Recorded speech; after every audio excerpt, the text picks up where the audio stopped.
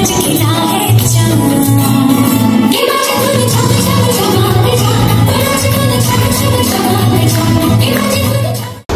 সবাইকে, আমার নাম প্রীতম চৌধুরী।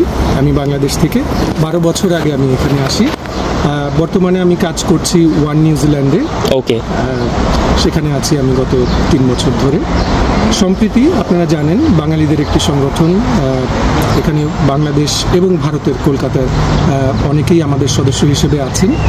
আমরা এই পুজোটা এবছর প্রথমবারের মতো করছি, যদিও এর আগের বছরগুলোতে আমরা অন্যান্য বিভিন্ন সংগঠনের সাথে যুক্ত ছিলাম, তাদের সাথে যুক্ত থেকে আমরা করেছি। এবং একটা পর্যায়ে গিয়ে আমাদের মনে হয়েছে যে আমরা যেভাবে পুজোটা করতে চাই, যেভাবে বাড়ির মতো, যে আমরা প্রবাসে থাকি, আমরা মিস করি আমাদের দেশকে, সেই ফিলটা অন্যদেরকে দেবার জন্য, যাতে তারা নিজেদেরকে খুব ঘরোয়া মনে করতে পারে, তাদের দেশের কথা, তাদের পরিবার প্রিয়জনের কথা, যাদেরকে তারা দেশে রেখে এসেছে, তাদের কথা যাতে মনে করতে পারে, সেটা চিন্তা করি আমরা এই সম্প্রীতি ফর্ম করেছি গত বছর, এবং এবছর এটা আমাদের প্রথম পুজো।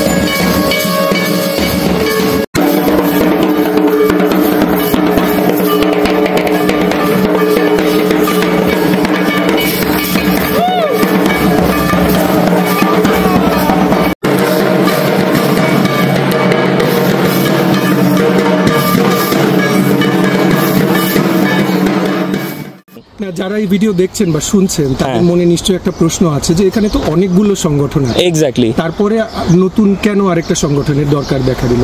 আপনারা যদি আমাদের এখানে এসে থাকেন বা আমাদের ছবি ভিডিওগুলো যদি দেখে থাকেন, দেখবেন যে আমাদের এখানে অনেক young crowd, and what we believe the youth come up with different original ideas. আমরা সেই আইডিয়াগুলোকে জায়গা দিতে চাই, আমরা সেই আইডিয়াগুলোকে নার্চার করতে চাই, যাতে তারা তাদের ক্রিয়েটিভিটি শো করতে পারে। এবং হয়তো এটা আমি কাউকে পয়েন্ট আউট করে বলছি না, অন্যান্য যে সংগঠনগুলো আছে সেখানে হয়তো আমরা সেই সুযোগটা পাইনি, নতুনদেরকে সেই সুযোগটা দেবারই চেষ্টা করেছি।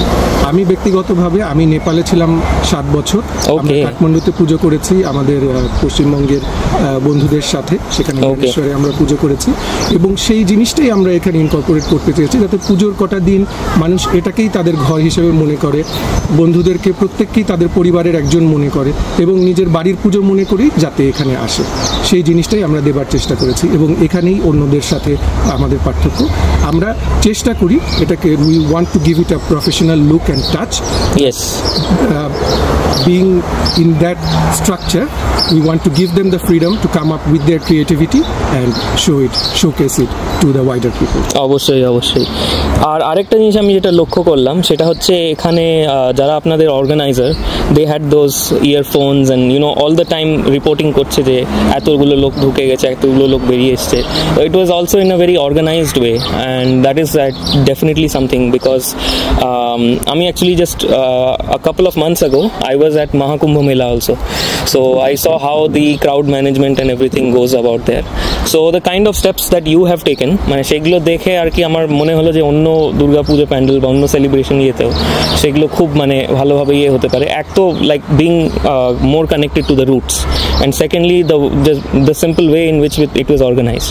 But coming back to yourself now, আপনি মানে এমনিতে মানে পাঠ পুজো কতদিন ধরে করছেন? আপনি তো নিশ্চয়ই এরও আগে থেকে হয়তো বাংলাদেশে, অ্যাজ ইউ সেড, নেপালেও করেছিলেন, তো সেটা রাফলি কত বছর ধরে হবে? মানে কলেজ টাইম থেকে কবে থেকে you had this interest in doing puja? আমার পরিবার, আমরা হচ্ছে পণ্ডিত বংশ, আমার ঠাকুরদা সংস্কৃতের পণ্ডিত ছিলেন, আমার বাবা জেঠু ওনারা পুজো করতেন। তো ঘরের পুজো যেগুলো সরস্বতী পুজো, লক্ষ্মী পুজো, ওগুলো আমি মাঝে মাঝে করেছি আমার বাবার ছায়ায় থেকে। দুর্গা পুজো এই প্রথম। Right right right. আর আমরা সংগঠন হিসেবে হয়তো নতুন, আমরা প্রথম পুজো করছি, কিন্তু এখানে আমরা যারা আছি কিন্তু প্রত্যেকেই অনেক এক্সপিরিয়েন্স। আমরা বিভিন্ন জায়গায় পুজো করে এসেছি, সরাসরি পুজো না করলেও ইভেন্টের সাথে আমরা ইনভলভ, এবং আমরা যদিও হিন্দু একটি সংগঠন কিন্তু সারা বছর জুড়ে আমরা কিন্তু নন রিলিজিয়াস অনেক ইভেন্ট আমরা করে থাকি, তো সেটার একটা এক্সপিরিয়েন্স কিন্তু আমাদের কাজে লাগে।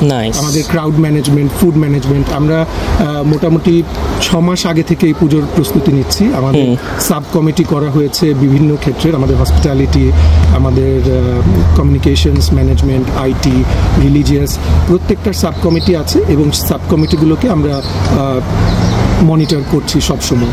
তো যে কারণে আমাদের একটা সাব কমিটির সাথে আরেকটা সাব কমিটির সিনক্রোনাইজেশনটা খুব ভালো, ওয়েল কোঅর্ডিনেটেড, আমরা সেটাই দেওয়ার চেষ্টা করি।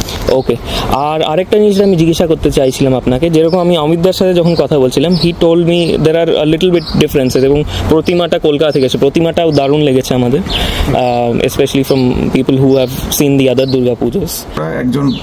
একজন ভদ্রলোকের একটা ডকুমেন্টেশন পাই, যিনি নিজেও একজন প্রবাসী।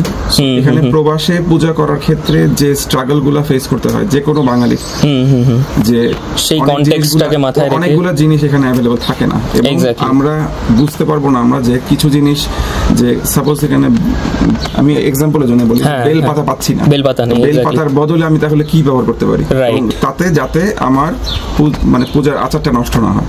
ওকে, আচারটা নষ্ট না করে আমি বেলপাতার বদলে কোনটা ইউজ করতে পারি, বা কোন পাতা বা কোন ফল বা কিছু একটা কিভাবে ইউজ করতে পারি, অল্টারনেটিভস কি আছে সেগুলো ইউজ করতে পারি, সেই জিনিসগুলো উনি নিজে ফাইন্ড আউট করতেন, এবং উনি নিজেও পুজো করতেন একটা সময়। অনেক সিনিয়র মানুষ, আমি জানি না উনি মানে জীবিত আছেন কিনা এখন। ওনার নাম বলতে পারেন if you don't? Kanailal Mukherjee. Kanailal Mukherjee উনি ইন্ডিয়ান ভদ্রলোক একজন। ওকে। তো ওনার এই ফিলিংসটা, এই বোধটা, এবং ওনার যে লেখাটা, যেটা আমরা আসলে চেষ্টা করছি যে আমরা ফলো করতে, সেইটাতে উনি চাচ্ছিলেনই আসলে যে তাদেরকেই ডেডিকেট করতে যারা দেশের বাইরে পুজো করতেছেন, এবং ইন্ডিয়ান সাবকন্টিনেন্টের এই পুজোর কালচারটা যারা